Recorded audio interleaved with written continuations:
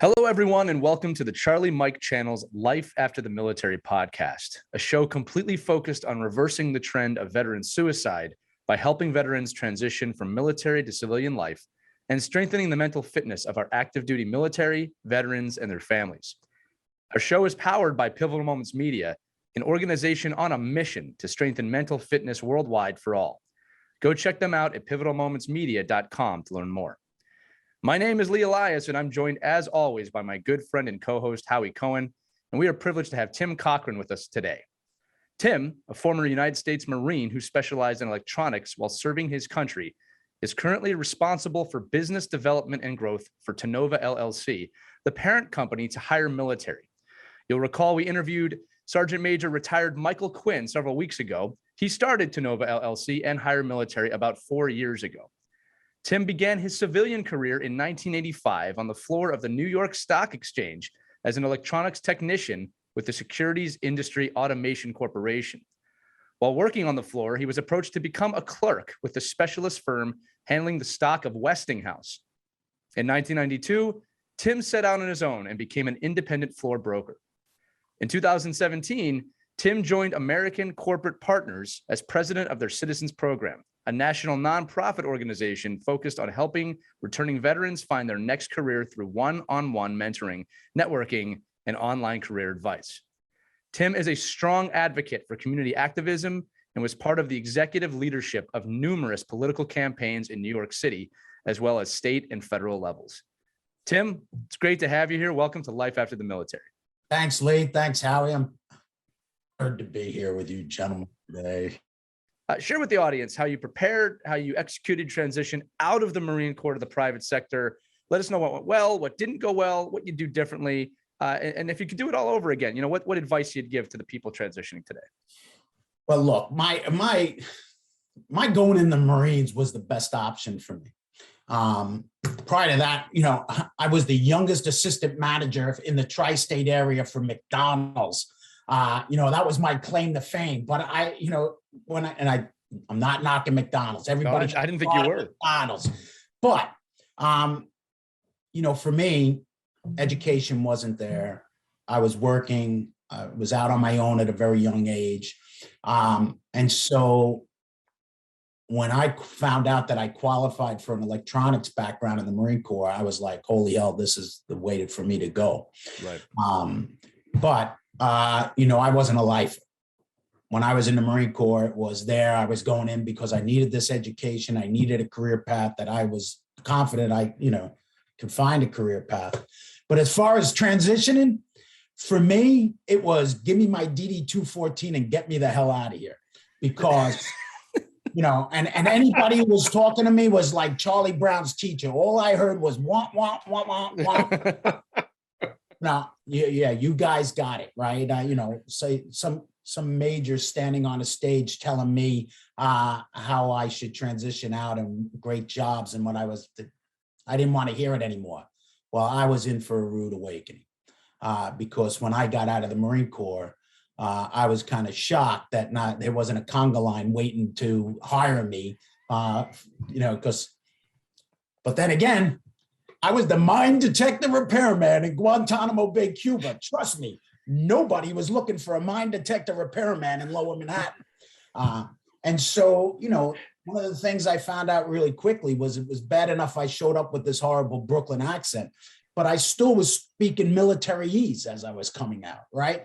And so we, as veterans, have a really tough time translating those skills and the things that we learn in the military into corporate America and what a role is.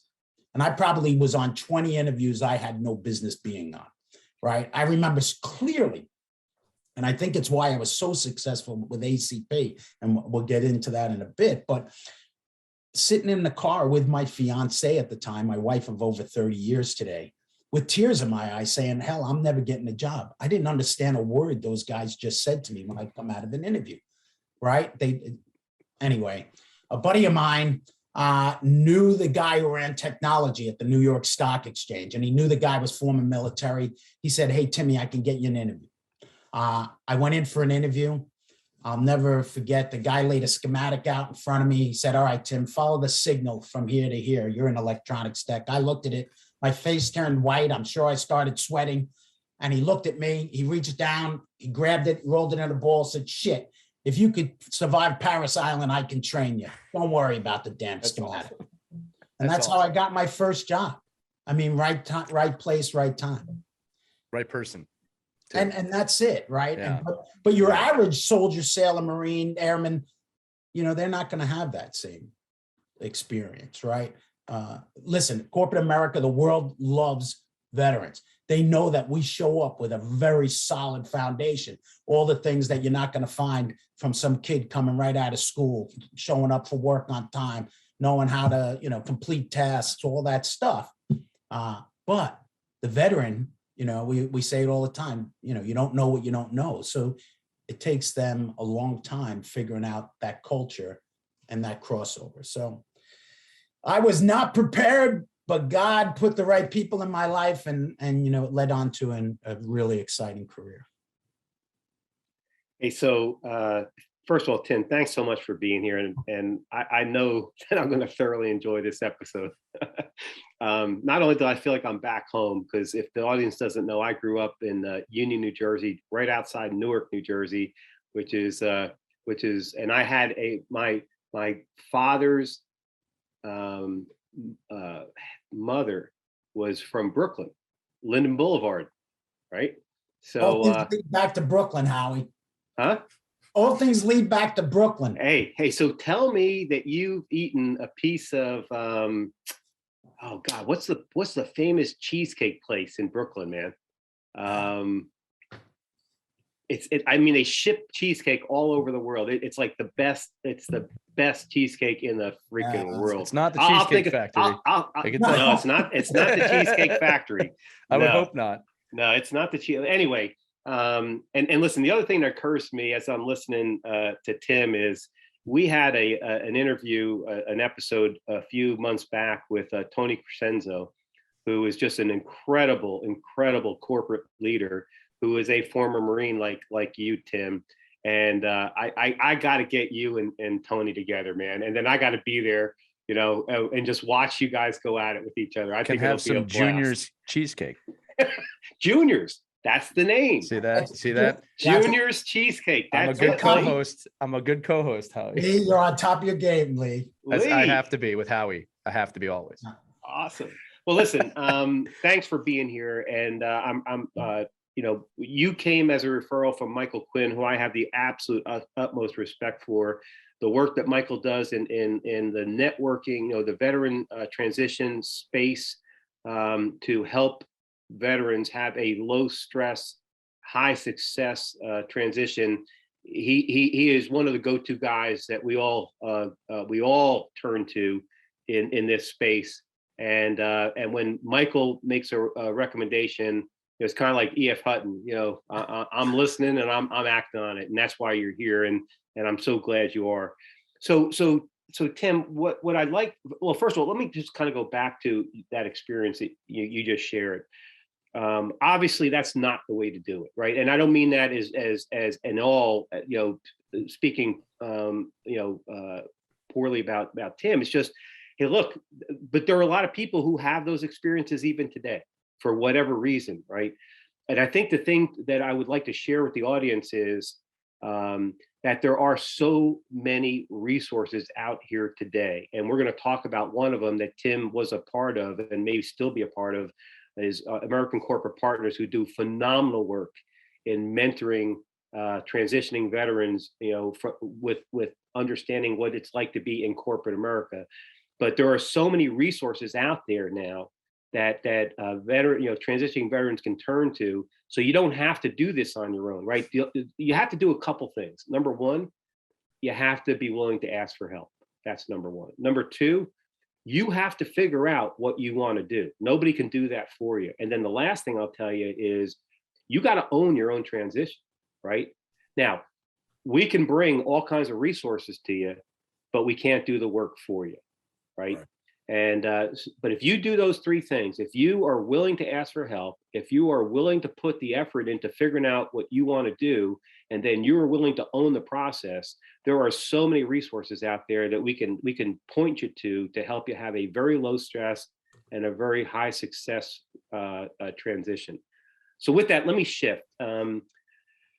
So what I find really interesting is that, you had, and it started back in 1985, Tim, you had a phenomenal, I chose not to put everything into the bio read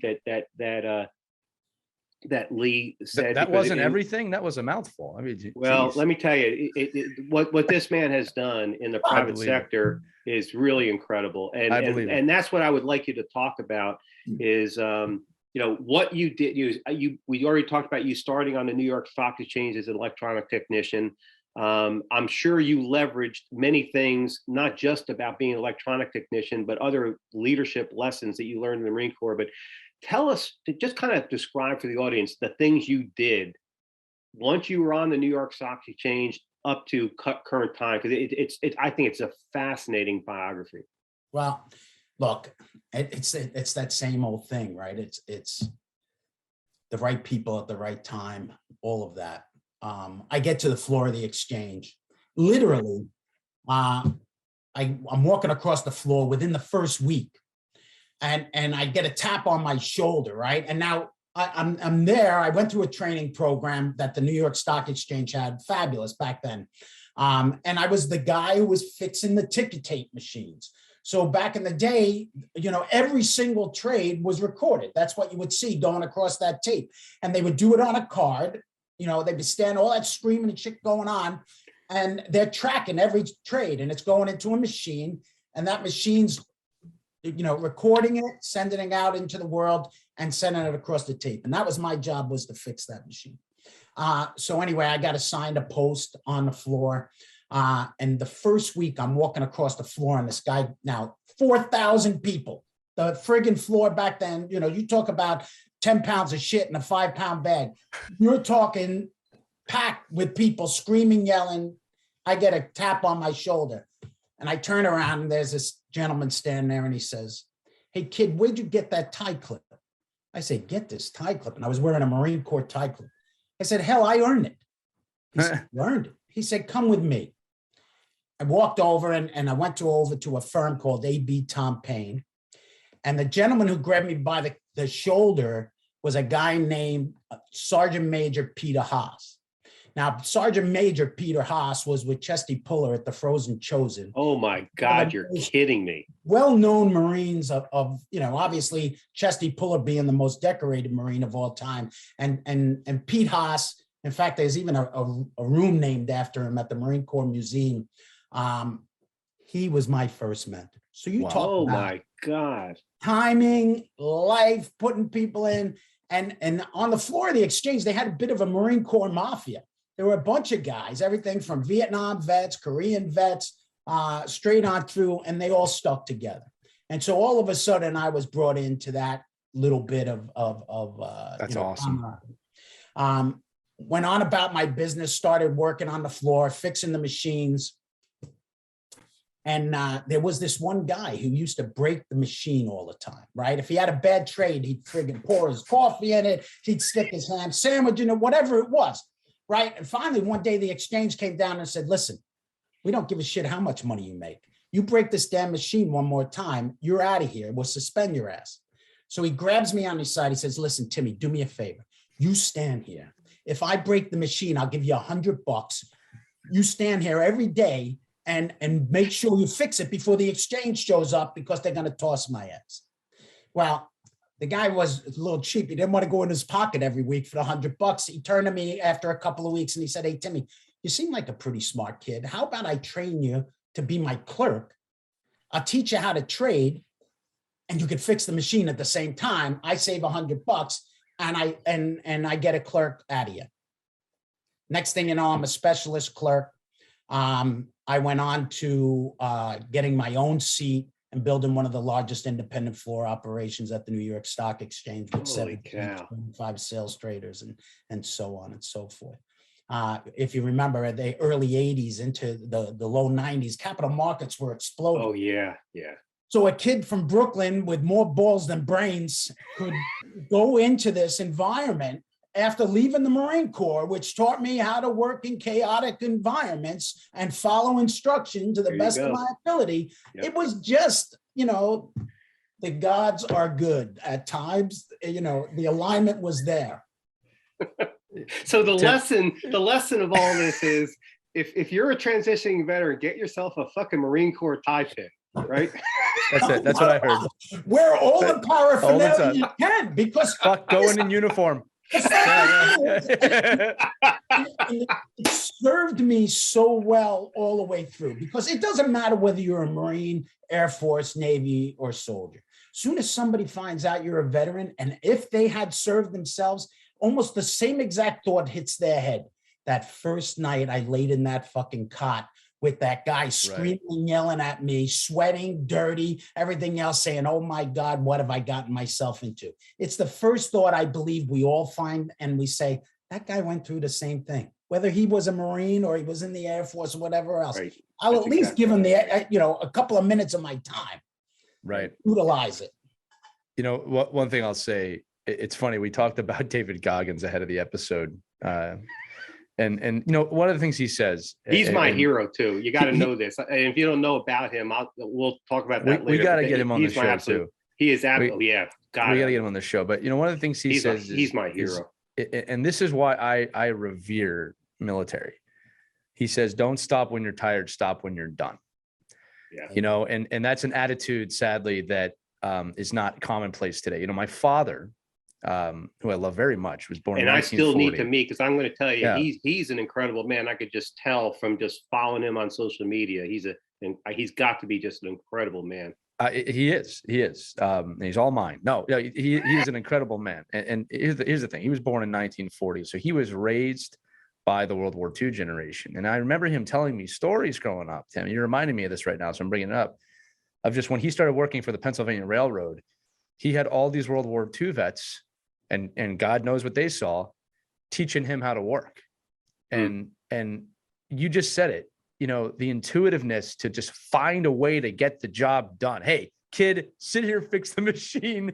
Hey, I'm going to figure out, like that type of critical thinking is not, it's not limited to the military, but man, I love it, because it's, you get the job done.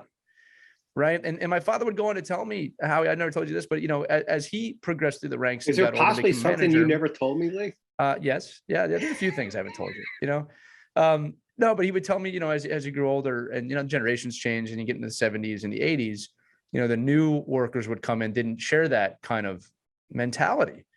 Right. So where I'm going with this for the listeners, I'm not just reminiscing here, and we talk about this a lot on the show, Tim, is that when you come out of the military, again, as you said, you might not understand some of the lingo. You might not have a job that transitions well to the workforce, but you have something special that most people in the public sector don't have.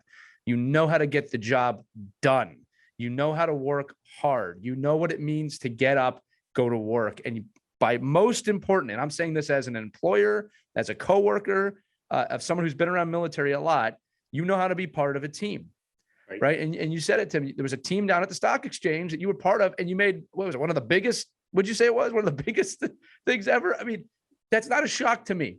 And if you look at the largest companies in the world, most of them have some sort of military tie at their start. Absolutely. And that's the key. But look, it's like anything else, right? A lot of time and effort and taking chances and risk and everything else. But it's not all glossy. The biggest part is the cultural piece. For me, it was, I mean, first of all, you get to the floor of the New York Stock Exchange and it's, who's from Wharton and Princeton and whose great-great-grandfather came off the Mayflower. I was like, holy hell, I don't fit in here, And I was who's from Brooklyn?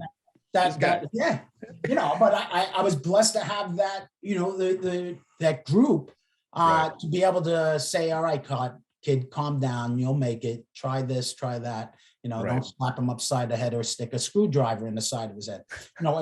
It's you gotta relax and try. That's what so many of our men and women are up against, right? They can get jobs, they can get the cultural piece of where everybody's thinking outside the box versus the way we did things in the military, which was straight Yeah. to the point and go, you know, Yeah. that's a big part of the transition. So, Hey, Well, there's another element here, and just listening to you guys talk, I feel compelled to bring this up.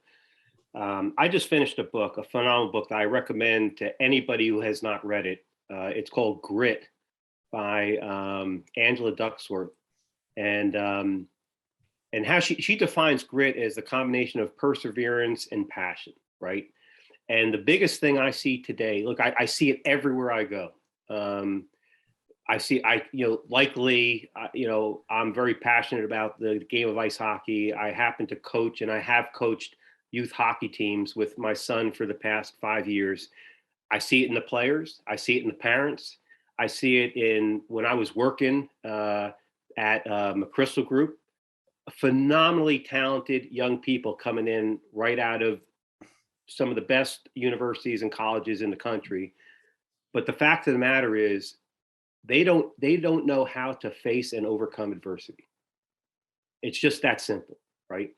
And their parents are not doing anything to create an opportunity where they face and overcome adversity. They solve all their kids' problems for them, or they hand them everything they need to be successful out of love, right? Because they want them to have a better life than they had. But the fact of the matter is, by not allowing your kids to get into challenging situations and figure out how to overcome adversity and overcome the challenge and problem solve and just develop a level of grit, we're actually doing them a disservice, right? And so when I hear you talk, Tim, obviously I know I'm older than you, but I think we're generally of the same generation, and certainly our parents came from a generation where they constantly faced adversity. They constantly overcame it. They did not expect anybody to give them anything. They knew they had to just buckle down and put the work in and get they just had to earn what they got, right? And I see that to be one of the biggest problems we have today.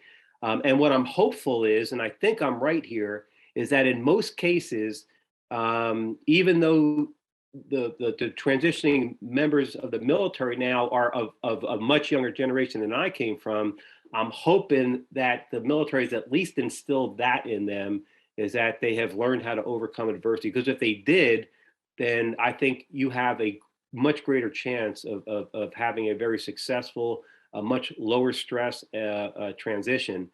But I think that's an issue we have today. Now, and look, I'll be very frank with you.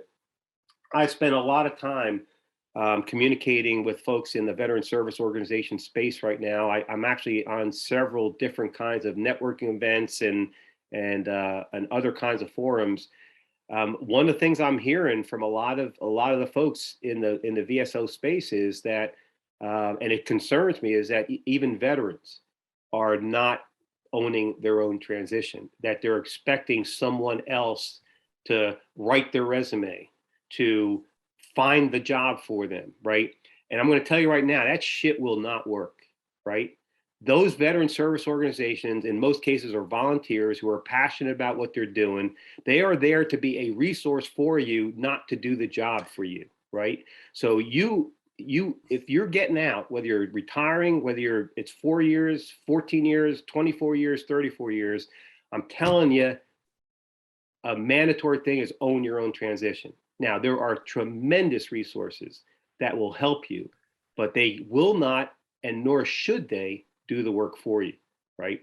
So I just listen to you guys talk. It does occur, and I just want to get that off my chest. Howie, real quick, and Tim, if I can jump in, I have a friend who transitioned poorly. Just like you said, Howie, he felt he was owed something. And, what's amazing, and I'll take this to a whole country level, for graduating college students, military transition, anything, you are not owed anything except the opportunity to pursue something you want to pursue. That's it. And there's no guarantees you're going to get it. Right. So I always say to people that that's all you're owed. If you're not getting that, you should fight for that. Right. There's something wrong if you're not getting that opportunity, and you should fight for other people that are not getting that opportunity. but that's all you're owed. You are not owed a job. You are not owed friends. You're not owed anything, right? You're not even owed a peaceful family life. I know that's just harsh, but that's the truth, right? You have to make it happen. Howie, just echoing your sentiments there. And Tim, like you said this earlier about thinking outside the box as a business owner, this is what I always say, Howie, you like this. I'm an outside the box thinker, but I know I need that guy that's going to say, no, Lee, that's way too far. Get back to what you need to do. I need that person to keep me in line. And at times I have to service that person, right? Believe it or not. So that's what I'm saying. Lee, that's why I was introduced to you, right? Most likely. Yeah, that's what God said, you know, and thus Howie shall be given Lee on this this Charlie Mike podcast. Anyway, Tim, we talked a lot there. I apologize. This is your time. And as Howie hogged the mic there, not me. I'm not taking any accountability for that one. All right. We'll just you always shun accountability, man. that's not true. Take that back right now. You know that's not true. All right, Tim, let's move on a little bit here because we're getting off the rails a little bit. In 2017, you joined American Corporate Partners, and also referred to as ACP, as president of their Citizens Program. Tell the audience about how ACP and what they do to help transitioning veterans. Sure. So a little bit about how that occurred. Floor of the exchange goes electronic in 2007. And so I was, from that point on, trying to figure out, now what the hell do I do? I was a dinosaur, you know, I was blessed to have one of the best trading operations there, but now everybody was putting algorithms in a computer, and I was like, holy hell, this is just, you know, anyone can do this. And so I started thinking about what I was going to do. I wound up running for Congress. I started a real estate company. You know, I'd been involved in a lot of different things from 9/11 on up. And I started thinking about, you know, the veteran space. I ran into Brian Stan, who started Hire Heroes USA. And Brian came down to the floor he's an old MMA fighter. I was going to say, Brian Stan was military, right? He was a captain. I forget, it was a Marine Corps Army, but he was an MMA fighter. I know of him. Yeah. He's a phenomenal fighter. And oh God, he was a rock, man. The guy was carved out of stone. Yeah, he comes down to, I wish we could take, I have a picture of us, and he came down to the floor and we were talking. He was like, you know, he was so enamored with the floor of the exchange and all. And I said to him, you know, this used to have 4,000 people packed in here. Now it's, you know, crickets. And there's 3 or 4 firms left, and I'm blessed to be one of them because we always adapted. But he said, you know, you got such passion, you should think about the veteran space. He said, you know, I do it on my Hire Heroes and all. And that's really what put the thought in my mind. I started looking online, and I found. And he started that? Brian Stan started he was one of the founders of Hire Heroes USA. Oh my God! Hey, listen, I would love a connection to him if you still have it. I'll find him on my own, but if you can connect me, that is fascinating. Yeah, I think he's in real estate now, but he was one of the guys who got that thing going, and that's another great organization. There's a guy there, Wall Street guy, running that show. His name is Andrew Sandow. First class, right? First class operation, first class people. And you know, the veteran service organizations, there's millions of organizations out there, everybody going after the same piece of the pie. So it's a tough environment. But I heard about ACP through a friend of a friend. And, you know, I wound up getting, and that's a story in itself, but I wound up getting hired. And what is ACP is American Corporate Partners was founded by an old banker who was extremely affected by September 11th, and was trying to figure out, other than running off and joining the Marines like myself, how he could give back. One thing he knew for sure was every great job he ever got, somebody opened a door for him. And so he comes up with this brilliant idea. He's going to create a mentoring program, kind of like big brothers, big sisters to the military, only in their case, your little brother's a 200-pound Marine. And for a full year, connect them to somebody for a one-on-one experience as they transition out of the military, with somebody in the career path that they're already in, checking in every month, everything from helping with a resume, talking about interview skills, referrals, right? 85% of all jobs in America last year were by direct referrals. So that's the key to life, right? It's who you know. And so I wound up going in there, and in less than 5 years, added over 50 Fortune 500 companies. Holy cow. Doubled the organization. And look, and it's back to the same old shit. I remember my transition like it was yesterday. So when I was talking to I had a long career on Wall Street. So I started reaching out. I would walk up to CEOs as they rang the bell on the floor of the exchange and say, hey, they'd be like, who the hell is this guy? And I'd walk in, they'd be talking to a billion people on CNBC, and I'd grab them by the elbow and pull them to the side and say, by the way, what does Emerson do for veterans? And they'd be like, holy shit, what, are you kidding me? And wow. As soon as they'd hear about ACP, they'd be like, wow, Tim, that's great. It's a great way for our people to personally and professionally develop. At the same time, we can impact somebody who served their nation. I'm in, right? And so, very cool. I was lucky and had a great mission. And I saw the impact that it has on the men and women who take part in it. It's life-changing for them. When I got to ACP, they might've got 10 applications a day. Today, they have 40 or 50. Wow, that's incredible. Veterans. But anyway, it's a phenomenal program. It's got a great staff. Not only do you get a mentor in whatever career path you possibly can think of from over 100 of the biggest companies in the world, but you get a staff person who keeps it on track, checking in with you every month, because as we both know, it's like we were talking about these kids right out of school. Even a soldier or sailor, if you don't smack them in the side of the head at times and say, hey, did you call your mentor? Did you ask him that? Oh, so many of us, it's very, we all three have great social skills, right? We have no problem getting on a camera and saying, two of us do. And, yeah, I get real nervous about it. Yeah. But your average, your average person doesn't. And in the military, right. You're taught to, puff out your chest and not ask for help. And it's back to what we talked about earlier. Right. We all need somebody. I don't give a crap who you are. It's who you know in this life. And none of us, even if you're building a house, you gotta, you better read a book on how to build the house. Somebody had to write the damn book. So you needed somebody. I don't give a crap who you are. And there's a lot of books, right? Like just using that metaphor. That's the other thing too. There's not just one book. There's countless books. So that's what ACP is. It's an incredible opportunity for transitioning servicemen and women and spouses, active duty spouses, to get somebody who stays with them for a year, just checking in and helping them. There's no onus on the mentor to get anybody a job. It's just relaying your experience, and it works. It's an incredible. That's interesting, and that's fascinating that you bring up that it's open to spouses too. I think that's really important. And that's one of the things that I meet and talk with different VSOs. I'm very interested is what kind of services they provide to spouses and family members, right? Because they're part of the team, right? And we tend to, if we're not careful, to focus just on the service member, the man or woman in uniform. But the fact of the matter is, this is a team we have to deal with if they're not single.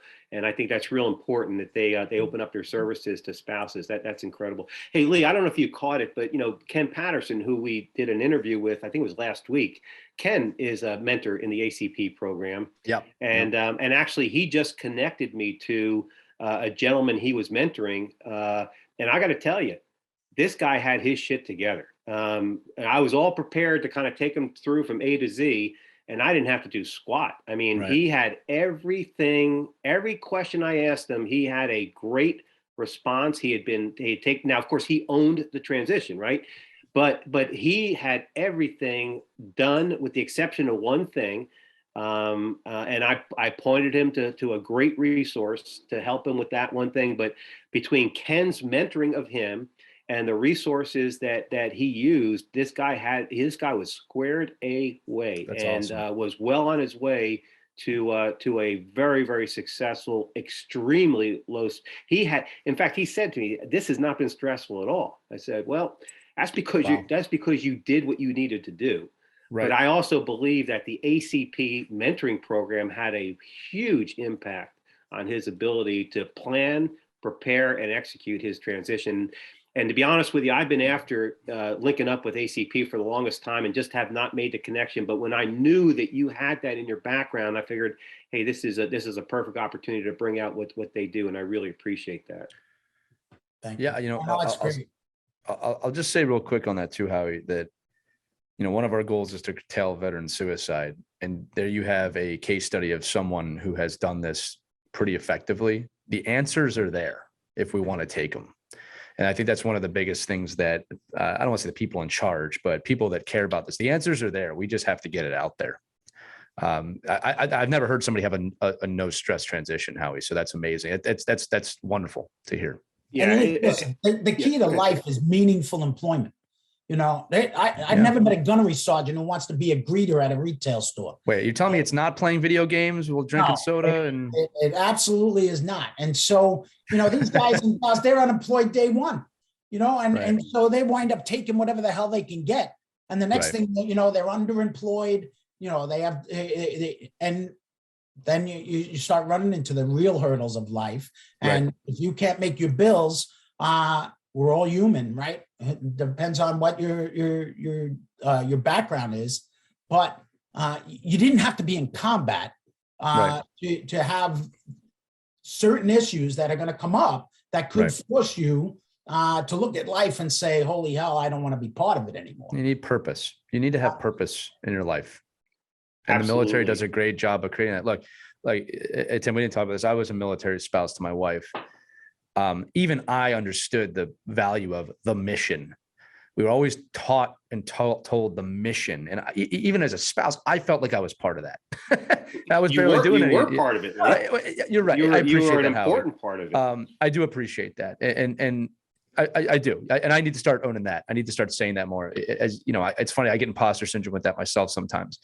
But I understood it. I understood the value of supporting my wife and watching our children as a male. And you know, I'm not going to get into that right now, but like that was a bit of a transition from what I thought my life was going to do, you know? So when you're transitioning, you have to find that purpose and that mission, and employers have to provide it as well. This is not just a one-way road here. You know, another aspect of our show is we're trying to get employers to understand that there's work to be done there too, right? You can't have an employee come in on day one, veteran or not, with no role, no purpose, no values, no nothing. Just, hey, do the job. That's droning work. We're not ants, we're not insects, right? We're people. So purpose is extremely powerful. Yeah, there's another element of that too, and you hit a very important point there with purpose. Look, when you're in the military, and I know Tim is going to agree with me on this. You're part of a community, right? It's a military community, and I don't care what service you're in. I don't care what unit of assignment you're in. I don't care what location you're in, but you're part of a military community. And like you just said, Lee, you have a purpose. And so what happens oftentimes with veterans who don't replace that community when they get out, and don't replace that sense of purpose when they get out, it starts a downward spiral, right? Now, add to that you're having trouble finding a job, right? So now you have a level of financial stress that's introduced into your life. And if you're married, I guarantee you that's going to lead to marital stress. Right. And then what typically happens is, if they hadn't already been doing it, is use and abuse alcohol, or use and abuse drugs, or use and abuse both of them.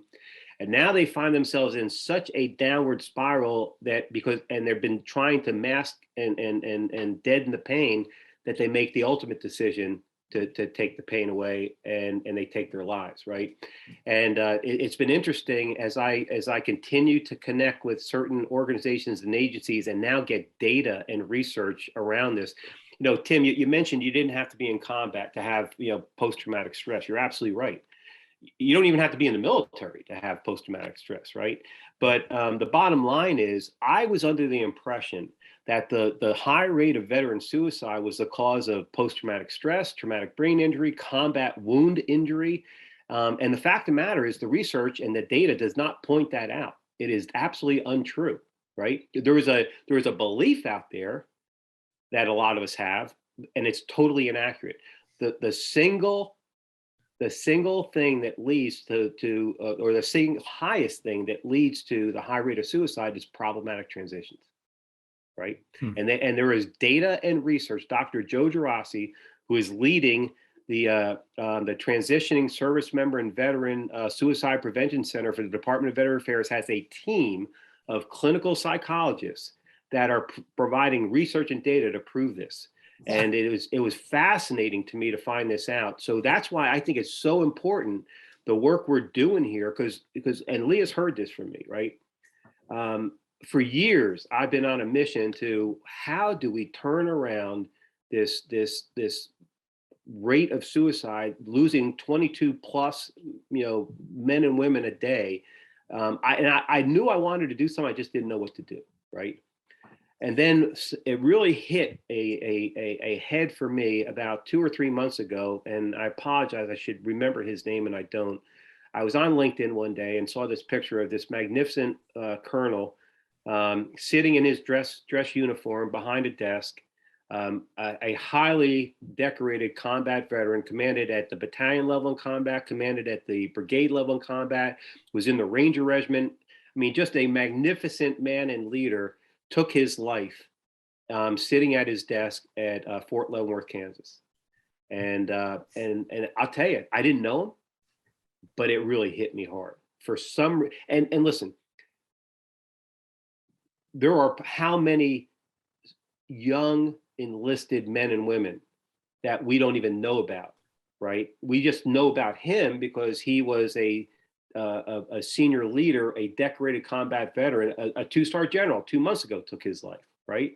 We hear about them. We don't hear about the numbers of younger non-commissioned officers and enlisted men and women who take their lives because they don't even have the opportunities that some of these people had.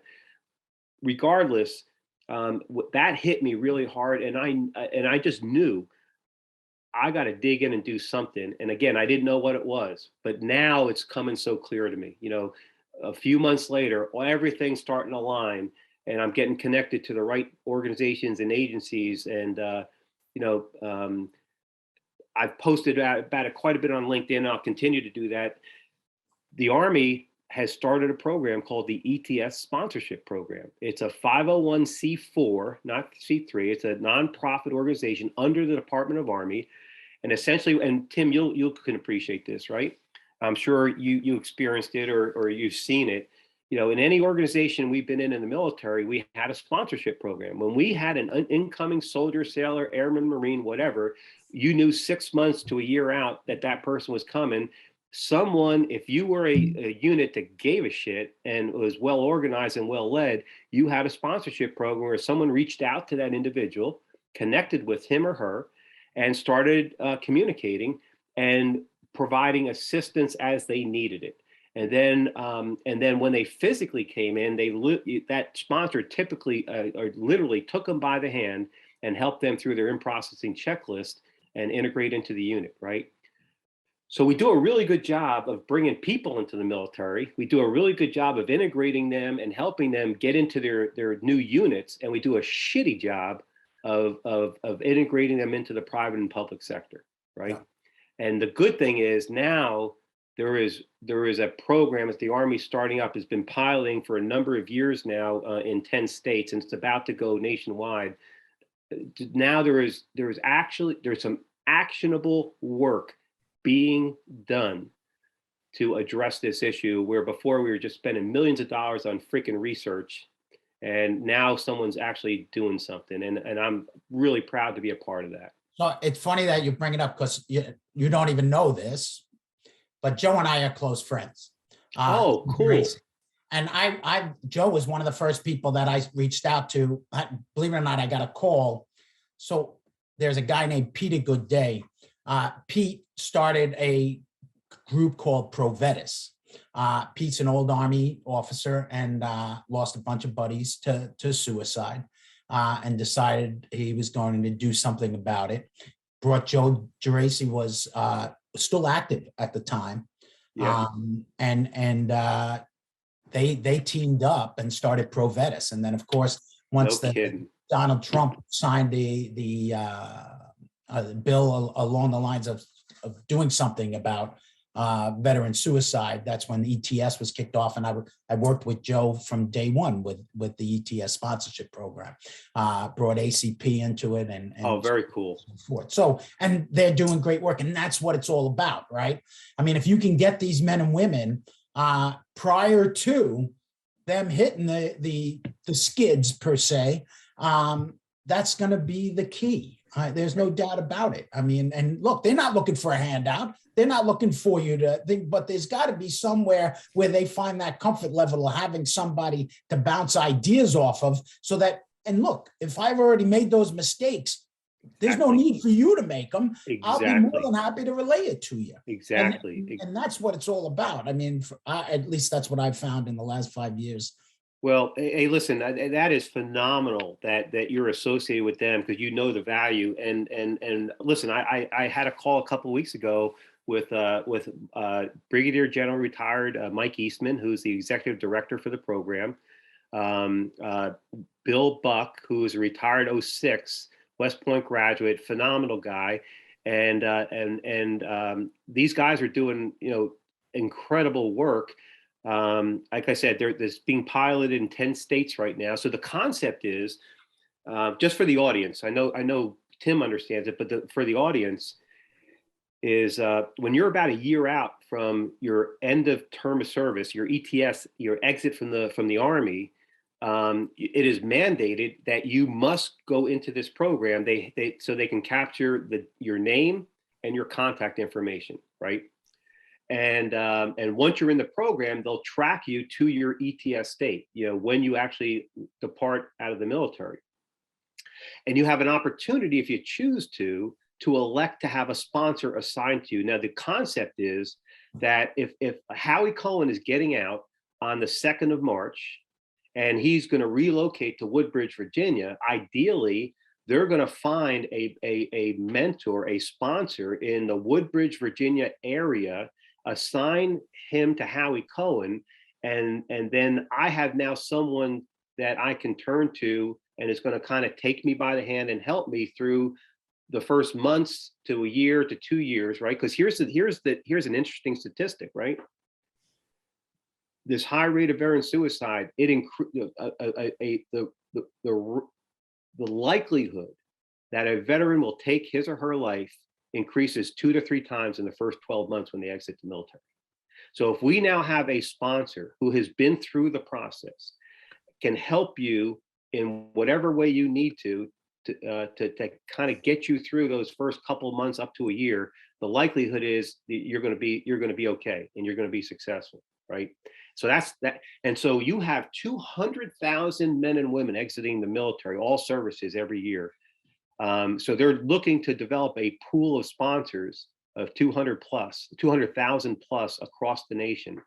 And so I encourage, and we'll put, I've communicated the link out multiple times on LinkedIn, and I'll put it in here. But if you even think you might be interested and willing to volunteer as a sponsor, I encourage you. They'll put you through a training and certification program, and help you, learn the skills you need to learn to be an effective sponsor. But I encourage you, to join this sponsor team, and let's make this program successful. And I expect it'll move to the other services very quickly as well.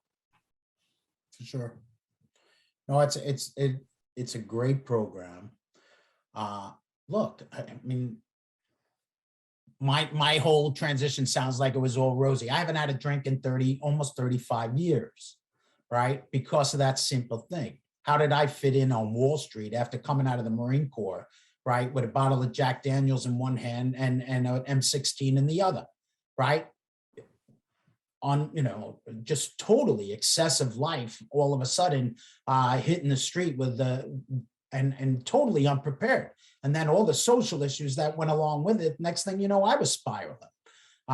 So I don't care who you are, none of us go untouched. It all depends on life circumstances, and what comes down the pike. And as Joe taught me early on 5 years ago when we first met and talked about it, it really comes down to meaningful employment. That Absolutely. If you're taking care, and look, mental health is mental health. Don't get me wrong. I don't understand it. But if you're able to take care of yourself, your family, your bills, right? And it's not all about money. It's about having that camaraderie, feeling like you fit in, understanding the culture, all that plays into it. You are less likely to take your life than the guy who is underemployed, fighting with his spouse because he can't afford the best living arrangements, or her, fighting with her spouse, so on and so forth. And when you lay it out, it makes perfect sense. You didn't have to have somebody shooting bullets over your head to have it work, right? I mean, you didn't have to serve. Well, the interesting thing is, based on some of the network that I've developed over the last couple of months, I think anecdotally, we all kind of understood that the problematic transition was an issue for contributing to a high rate of suicide, but we didn't have any data. We didn't have any research, right? And when I met Joe and he started laying things out for me, it's like, holy cow, so we instinctively knew that this was an issue and it was worth being a part of to how can we help, veterans transition effectively. But it gave me an absolutely renewed sense of purpose and a renewed sense of energy because, if we do this well, if we can help veterans transition very successfully with a lot less stress, I honestly believe we're going to save lives. And so I can't think of anything else I'd rather be doing right now than this, so. Sure. Hey, so let me move on, Tim. Lee mentioned in the intro that you're working for the organization that was started by Michael Quinn. We had a chance to meet with Michael a couple of weeks ago and posted the podcast. I'd love for you to kind of talk about Tenova LLC. You work to help develop new business opportunities for them. So let's spend a little time talking about Tenova LLC and let's talk a little bit about their subsidiary, HireMilitary, which I'm a huge fan of. I'm a huge fan of Michael Quinn, and I'm a huge fan of HireMilitary and what they do. And I would love for you to share what you see from your perspective about both those organizations. So Mike's become one of my best friends. But when I left Wall Street, I never really left, but I started a real estate business around talk about one of the dumbest things I ever did, but 2007, the biggest downturn in real estate in the history of the United States in New York City, I started a real estate company. And I started it because my family, a part of my family, was very big into big time real estate in New York. And so I knew a bunch of the building owners. So I started a building management company thinking I'll get all these buildings, right? And I can manage them and blah, blah, blah. And I brought Leona Helmsley's team in. Oh my God. It's a long story, but I'm brilliant Joe Wall Street. I'm going to make it happen. Here's what happens. I do know the guys who own the buildings, but I never knew the guys who actually were making the decisions at the ground level on the buildings. So I would get the call with the guy who was the building manager because I knew the owner, but he already had a line 10 deep of people that he was trying to take care of. And I was the last to the show. So obviously I'm not in real estate today. But when I got to ACP, I found the same thing. I was enamored with the background and the board and, 6 generals and everything else. But I was sitting there saying, holy crap, I don't have any building managers. I don't have any command sergeant majors who are actually talking to the troops as they're coming out and speaking to them and sending them our way. Because I was looking at ACP and I was saying, this is incredible. Why is there not a Congo line waiting to get a mentor? I mean, holy crap. If I had this, so on and so forth. So I reach out I go on right away at LinkedIn and I see this guy Quinn is building, this whole thing. So I reached right out and said, hey, I need your help. And he got a kick out of that. And next thing you know, we become fast friends. He comes to ACP and we had a bit of a mentoring relationship from the two of us. And 5 years ago, we sat over on New York Harbor, did our first LinkedIn Live, and we started talking about a company that Mike was thinking about called HireMilitary. Mike did, and along the line, of, we always had talked that if the opportunity arose, that I would eventually come in and help him build that organization. And then about a year ago, almost 10 months ago, I get a call from Army Cyber Command. I was at ACP, and they said, Timmy, listen, we have this brilliant idea for a program that we want to build based around cyber, where we have all this talent that are leaving the military, and we want to try to increase our reserve billets. Capacity, yeah. Yeah, we're going to lose them anyway. Right. They're leaving almost 90% of the time after first enlistment. They're heading out. Right. They Right. make a fortune in the private sector. Absolutely. Especially with the clearance, right? So, but here's the thing that I knew, a couple of things that I knew for sure. Almost every single veteran I spoke to in the 5 years, and I'm talking thousands, literally thousands, every one of them had a problem with the culture, and every one of them missed the military. Even the guy who was like me, give me my DD-214 and get me the hell out of here. Because all of a sudden you're dealing with all these slimy civilians and you're saying, holy shit, I don't fit in. And you missed the Marine Corps, you missed the Army. So I'm listening to this colonel telling me the story, and I'm like, this is brilliant, because every one of these people are going to want to be in the reserves after talking to me, because they're going to get the story of, yeah. And not only that, so anyway, they said, man, yeah. I love you to death, Tim. I'm so glad that Michael said you got to call this guy. So he says, we want to do this thing. We need it outside the military. We need it outside of government. We need a private sector guy who understands transition, but knows corporate America, right? Because your average cyber warrior thinks he's going into the defense sector, right? That's where they're not thinking Bank of America. And that's Right. where I came in. So we built this program called Tailored Strategic Retention. And it's a program that we just launched with the Army. We're in the process of working with the Marine Corps and the Air Force, and we just started talking to the Navy. And it literally is a white glove service right out of the military, long as you say you'll stay in the reserves. Wow. And then you get handed off to me. I get you a mentor through ACP, Veterati, whatever I feel is where it is, and my team. We have all the senior military colleges working with us, so we get them whatever kind of certs they need or education. And at the same time, I take them by the hand and I walk them into a cultural fit within corporate America, where I believe, and my team believes, that they'll best fit so that they only have to transition once, Yeah. right? The last thing I want them to do is just take whatever the hell comes down the pike. So the Army then says to me, Timmy, you could do this because you got all of that, and you could start a nonprofit. I was like, look, guys, you stick to the soldier and I'll take care of the business aspect, because the fact of the matter is that I'm a proven fundraiser. I've raised millions of dollars. I'm blessed to have right place, right time, and not afraid to ask you for a nickel. But I didn't want to build a program at the same time, have to worry about raising money and so on and so forth. Right. And it just clicked, right? Because one of the things I literally, when I left ACP, I think I had a list 300 deep of active conversations with corporations that I was speaking to try to bring this program to. That ACP.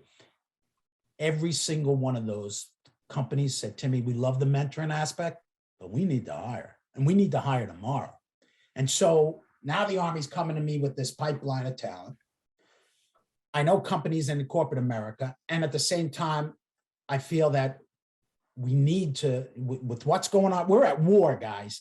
And that's exactly what I was going to say, Tim. I mean, this is brilliant, absolutely brilliant. Because I'll tell you, obviously we've got some countries in the world that have a nuclear strike capability, right? Yeah. But you know what our biggest challenge is not the conventional war or even a nuclear war. It's a cyber attack. I mean, whether it's the Chinese, the Russians, the Iranians, you pick a freaking country, they could attack us without firing a freaking bullet and bring us to our freaking knees. So the fact that you're putting those kind of qualified, certified, capable cyber warriors into our financial systems, into our infrastructure, types of organizations, and that can make the difference between us surviving a cyber attack, right? Even at the lowest levels, Howie, here's the deal. If I'm working at Bank of America and I go on my weekend and I'm with my military buddies on my weekend in the reserves, and I say, you know, this is what we do back there, because I'd love to say the DOD is this great innovator that it was, you know, an innovator years ago, but I don't believe that they're on the same par anymore. So they're now bringing that technology and that thought process thing. And at the same time, when they go back to Bank of America on Monday morning, they can say, holy hell, there's a worm coming out of North Korea that's going to knock out this, and this, and we got to start thinking about it, and so on and so forth. Right. And I mean, I'm just generalizing, but I don't. But it happens every day. It happens every day. And the conversations aren't being held between. So that's TSR. Obviously, brilliant, absolutely brilliant. I called up Mike. I said, listen, this is a perfect way for us to come together. We bring TSR into HireMilitary. I have relationships with companies all over this country who are dying for that pipeline of talent, not just cyber, but veterans and spouses they'd love to have access to.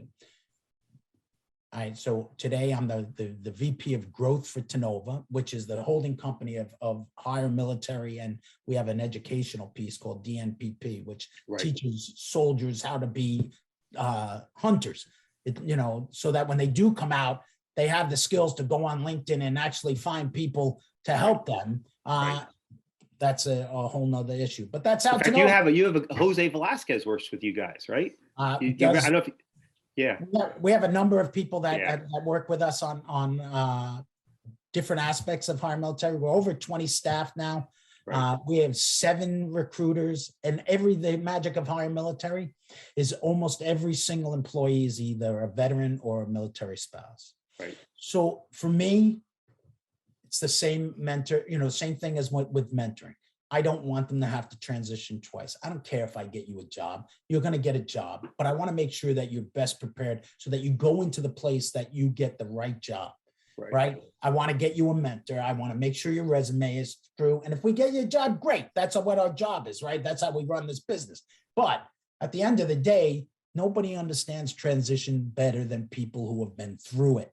Absolutely. And so, like I said earlier in the program, it's bad enough you show up speaking with this horrible Brooklyn accent, but you're still speaking Marine Corps-ese, and I need you to say this, and this in order for you to get that job. I know you're going to do the job, but I want to make sure that if you think you want to go into financial services, that I get you into JP Morgan or Morgan Stanley, 2 companies that do the same thing, but totally different cultures.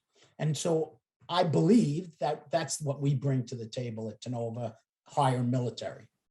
Well, and listen, I will tell you, I've been associated with Pivotal Moments Media now for a little over a year. When Bob Morgan called me, it was January of 2021, and I've been actively working here for the better part of a year, and as a director of the Charlie Mike channel, and it is. As I got on LinkedIn in a much more active way, the guy that, you cannot miss Michael Quinn. He is fucking everywhere, right?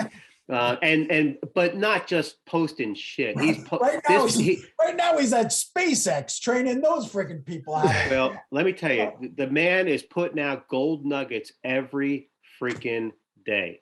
And it became very clear to me that if I'm going to be serious and help Pivotal Moments as a director of the Charlie Mike channel and help folks through the transitioning process, that I need to follow this guy. I need to listen to this guy. I need to know this guy. I need to develop a trusted relationship with this guy. And HireMilitary is, without fail, if I am mentoring someone informally or formally, one of the mandates I tell them is you must connect with and follow Michael Quinn, and you must reach out and work with HireMilitary. I have absolute trust in him and this organization that they will do the right things for anybody that's associated at no cost to you, And there are organizations out there that will charge you for the services that organizations like HireMilitary will give you at no cost to you. So, and now that I know you, Tim, I'm even more energized, to not that I wouldn't anyway, but now I'm even more energized to push people in the direction of HireMilitary and Michael. Well, thanks, Howie, because he's the real deal. He's unbelievable. I've watched Mike for 5 years, and everything he's done, it's altruistic. I mean, and listen, here's the other thing I love about him too, and that's why I love you. You call a spade, right? We're not bullshitting anybody here. Michael can be a little bit rough in some of his posts, exactly. Right? And some people don't want to hear that. It's pretty bad when I'm the nice guy. Well, but listen, I will tell you that there are people in the veteran service organization space that don't care much for him because they think he's a little bit too rough and he's a little bit too direct. But you know what? He fucking calls it the way he sees it, and he's taking care of people. You need that. And I respect him, and that's why he was a sergeant major, right? That's why he was a sergeant major, and that's why he was a leader and continues to be a leader just in the public sector, in the private sector.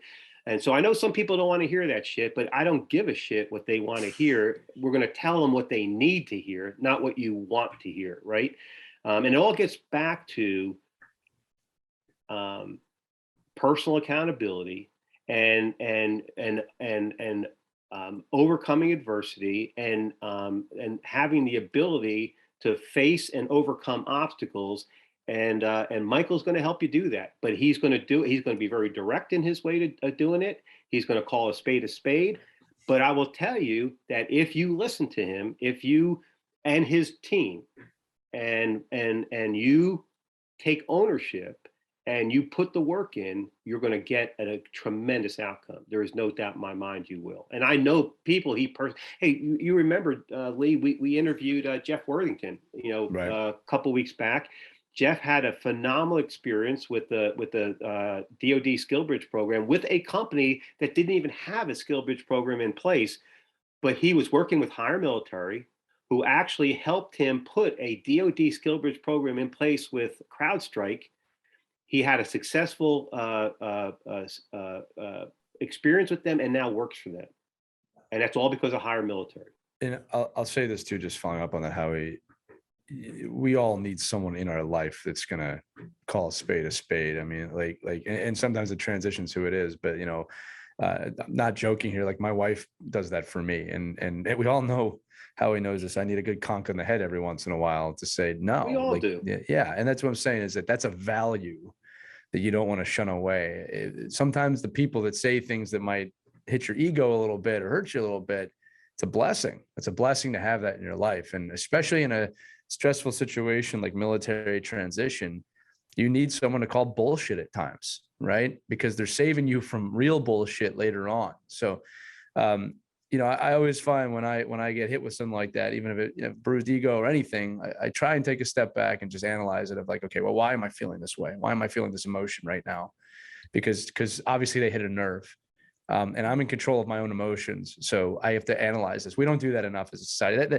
That'll lead us to our last question in a minute. But Tim, you're lucky. We're at Howie's favorite part of the show. It took an hour and 20 minutes, but we got there. Shit. This is Howie's favorite part of the show. So every guest, not every week, I create a book title for you. If you were ever to write a book, I am going to give you the title for your book. Now, I couldn't think of something clever with the tie hook, but I mean, that I was going that direction, but you actually gave me your book title within 10 seconds of the first question. And I wrote it down. That's anytime you see me looking down, I'm writing it down. Are you ready for your book title? All right, go ahead. All right, here it is. It's From McDonald's to the Marine Corps to the Market. That's your book title. There you go. All right. Put that one in stone. I take royalties on all these book covers if they ever get printed. But no, I thought you were going to say more balls than brains. Well, that book's probably already exists. It's The School of Hard Knocks. I think that's the subtitle, right? Yeah, that's the subtitle. More balls of the than book. brains. Look, Tim, I'll tell you this. You said a lot of times in the interview that I got lucky. I was in the right place at the right time. There is some truth to that, man, but I believe it's more likely the type of person you are and the stuff you put out there created those opportunities. And I think people need to realize that too, that look, luck is a wonderful thing, but I don't like to rely on luck or hope to make things happen. I'm a big believer. You get back what you put out there. And I can just tell the big ball guy from Brooklyn, right? That you are. Seriously, like you created a lot of this for yourself, right? And that's one of those things I want to say to everybody, introvert or extrovert.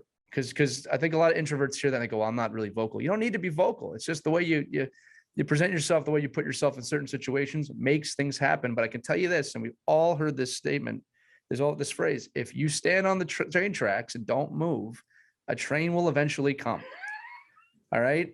It's you got to keep moving. You got to find ways around. You want to get on the train. You don't want to be waiting for the train to come for you.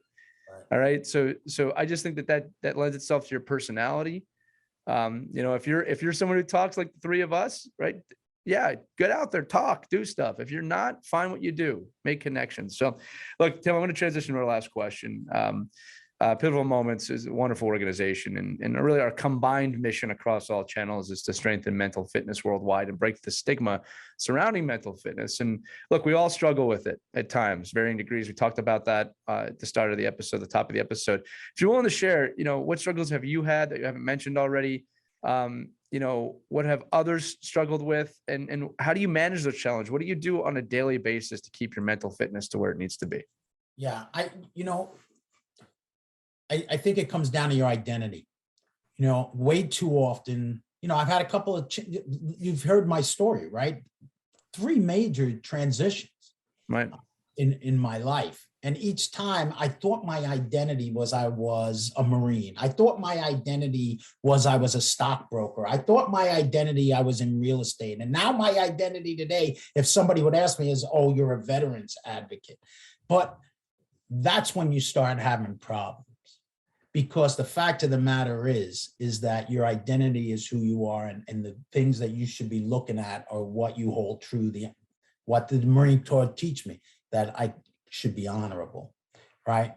What did I learn along the way from my mentors is about faith, that God has control of all of this, right? And that we shouldn't have fears, that because at the end of the day, there ain't a shitting thing you can do that's going to stop anything bad from happening from you, other than being aware of where you are at the moment. And so don't rely on who you think you are by some title and so on and so forth. I got out of the Marine Corps and I wound up in AA, a year later, for the simple fact that I just thought I wanted to be the party boy with everybody else. And the next thing I know, I was drinking a bottle of gin a day to keep up with, my party boy atmosphere. It's those things, right? Don't get into who you are, or putting a label on yourself, and when you're coming out of the Marine Corps or the Army or the Navy, you are a step above that other people, no doubt about it, when it comes down to finding great jobs and so on and so forth. The other end of it is, and I'm rambling, but reach out for help. There's plenty. When I look at the guys who are really successful, when I talk about the programs, 020, right, out of the IVMF out of Syracuse. Yeah. Hire Our Heroes cohorts, so on and so forth. There's some great organizations out there. Take advantage of them. But you got to, Howie said it, you got to do the work, right? It's a 60-60 proposition, folks. People will help you, and each side has got to bring a little bit more to the table in order for there to be a success there. But you said it, Lee. Don't stand on the train platform waiting for the train to come into the station. Right. Go hail a cab. Yeah.